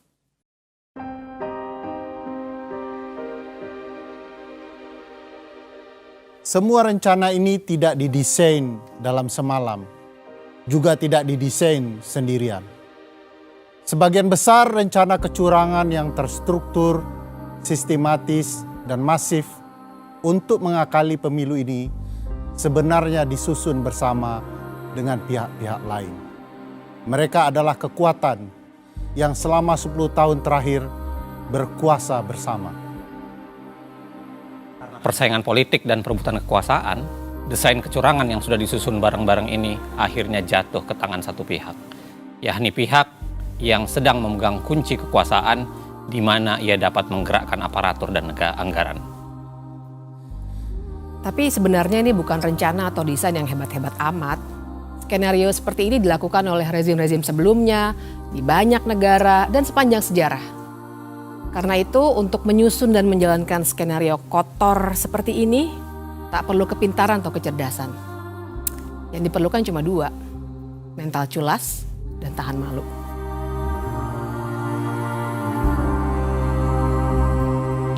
Sekarang ini saya mau fokus dulu bekerja, ngurusi masalah rusun,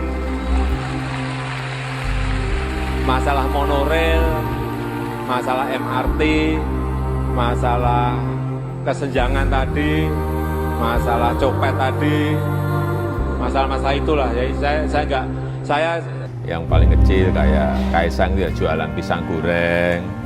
Kemudian yang gede Gibran itu jualan martabak. Ini yang Ayang sama suaminya mau jualan kopi, ya silakanlah. Mau terjun ke politik juga silakan, nggak tahu saya. Tanyakan aja ke anaknya langsung.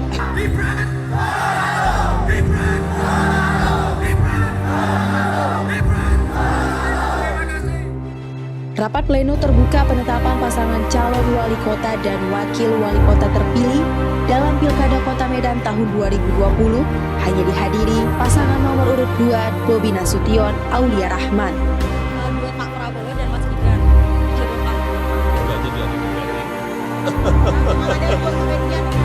Pertama umur, yang kedua baru 2 tahun aja. Wali kota. Saya tidak ada niat, tidak ada juga berminat menjadi presiden 3 periode. Jauh-jauh hari sebelum menjadi perdebatan berkepanjangan, Presiden sudah memberikan kode kuat soal cawe-cawe dalam pemilu 2024. Saya tahu dalamnya partai seperti apa, saya tahu. Partai-partai seperti apa, saya tahu. Ingin mereka menuju kemana, saya juga ngerti. Informasi yang saya terima komplit. Dari intelijen saya ada, BIN.